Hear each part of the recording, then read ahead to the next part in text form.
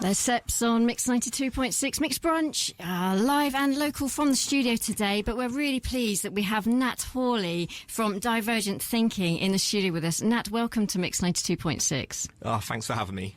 Tell us a little bit about your company, first of all.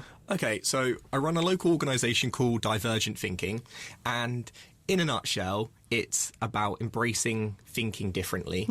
So people, everyone has a brain, hopefully. Everyone thinks differently. Some people just think significantly different to the majority of the population. And I like to dedicate my work to helping those individuals thrive, not because they are inherently disabled, but because society can be disabling. So in an ideal world, we try to reduce the barriers while also helping with understanding and support. Yeah. So you're working with businesses for them to support their employees, is that right? Yeah, definitely. I think, well, for nearly as long as modern medicine has been around, we focus so much on the medical model about seeing ourselves as the correct way of being and the other person as different. And I thought, well, the medical model has its place in society, but in the workplace, it doesn't really add much value. And looking more at a social model where saying, hey, there is nothing wrong with you, you actually add great value, but the barriers are still there. So helping people see a more three-dimensional side of themselves, so often going beyond the label. For instance, not just dyslexic, not just autistic, not just ADHD. You know, there's more to us than just a simple label. Yeah, absolutely agree. So the environment, if the environment and the attitude changes, then there's far more understanding and inclusion, right? And then the contribution is increased. That's the goal, definitely. I think there's mass unemployment in the UK at the moment, but there's equally a massive skills gap. And trying to realise that this massive amount, like I think it's something like 85% of those with autism are either unemployed or underemployed. And it's ridiculous to think that these individuals do not have talent to bring. It's that workplaces aren't set up for this type of mindset. Yeah. So what are simple adjustments that could be made to support somebody with neurodivergence? Well, I think that's a really good question. You know, recently I've been trying to reframe that to kind of forget about adjustments, and that might sound a bit kind of controversial, but I think reasonable adjustments are always going to be needed. They're always beneficial, but the problem isn't the individual, and we should focus more on systematic issues. So look at kind of wider policies. Honestly, the best policies, you know, for instance, allowing someone to have notes in a meeting, giving someone prep beforehand, making sure that there's a quiet space. You know, these aren't exactly groundbreaking, and they would massively help someone who's neurodivergent, but they would also equally help everyone around.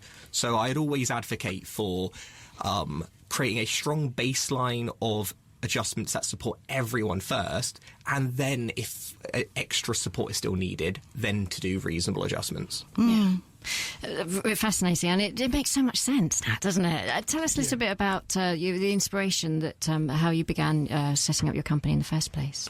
Well, I have dyslexia, dyspraxia and autism myself, and you know, from a young age I knew I was very different from those around me, but I didn't really know why. I couldn't really kind of place it. And I think, you know, because of these labels, which have kind of stuck to me throughout my life, most people had always had a very low expectation of me. Like, the bar was already low. People wouldn't celebrate me compared to other people. They would always say, like, oh, for someone with autism, that's pretty good. And I don't know, I think it just kind of put a very low opinion on my self-worth. And as you get older, you realise that the disability comes from how people treat you, not the difference itself. And I've always been passionate about learning. Like, I genuinely love to learn everything. There's two things I'm super passionate about. One is the brain, the second one is the Beatles. But maybe we'll get onto that. And it's just learning all I can. So, you know, I was bored one day, you know, as you do, and I thought, you know what, let's do a master's in neuroscience. So I think that's just yesterday. So I did that. I took my lived experience, my professional experience, and smooshed them together.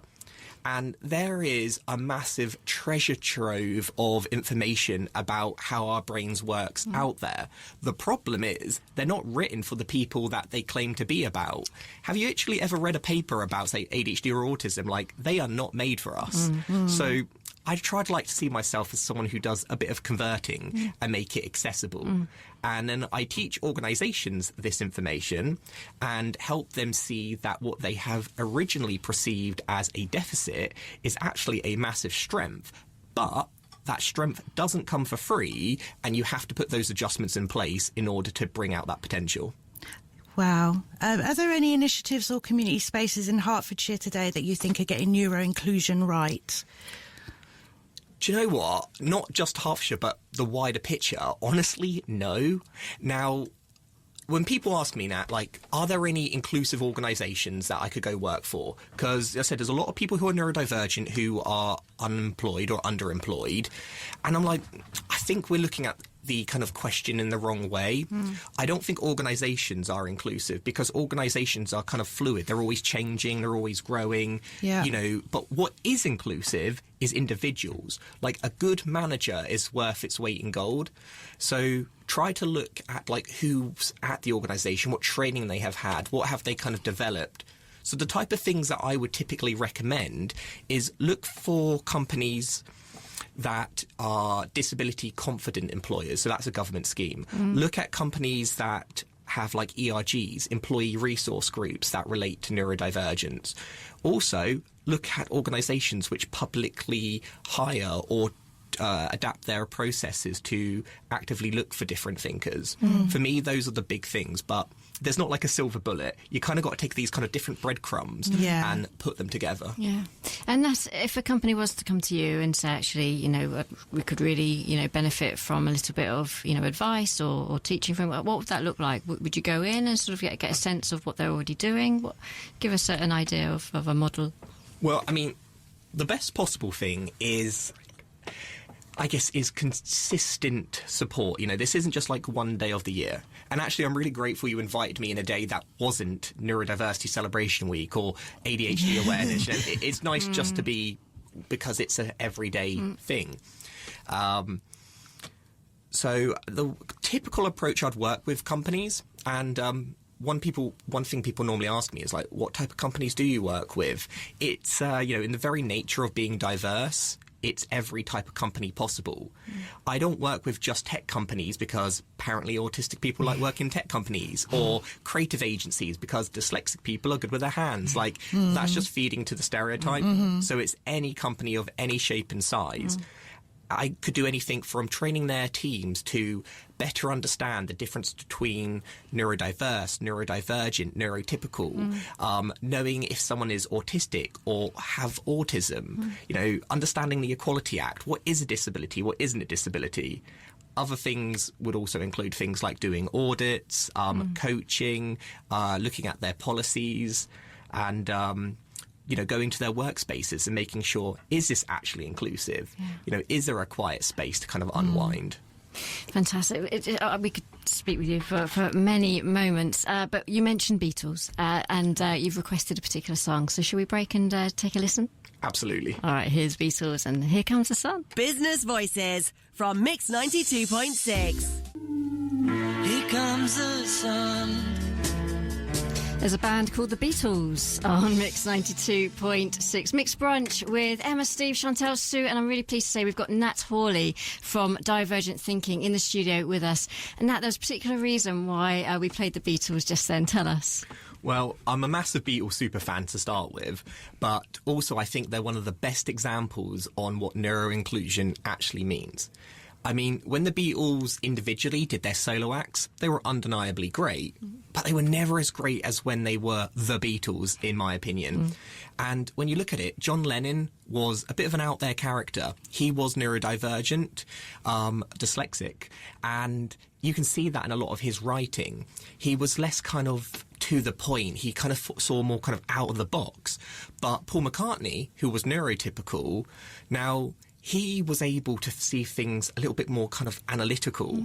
And those two minds together neurodivergent and neurotypical is what really made the magic. Oh, fantastic. And for me, I think the Beatles will always be one of the best examples on how the goal isn't to create a workplace or a world which is suited 100% to neurodivergent individuals. It's about creating a world where we can all work and communicate together to create real innovation. Yeah, absolutely. It makes so much sense, doesn't it? Those adjustments are going to impact everybody for the good. It does make sense. And you mentioned that you'd just seen Paul McCartney as well. I saw him at the Roundhouse for like a listening party. It was like the best thing ever in my life to see a real life Beatle. Yeah, Wow. Must have been. So we were talking just earlier about your company and about, some of the inspiration and some of the work that you do with local businesses as well. And you mentioned that you've also recorded a TED Talk as well. Tell us a little bit about that. Yeah, I did St Albans TEDx a few years ago, and it was on why we need neurodiversity. That was a great experience. Absolutely nerve-wracking. I think, normally I can talk till the cows come home, but when you have 12 minutes and it has to be pitch perfect, that really put what I'd call my neurodivergent spikes, like the things I find more difficult, real to the test.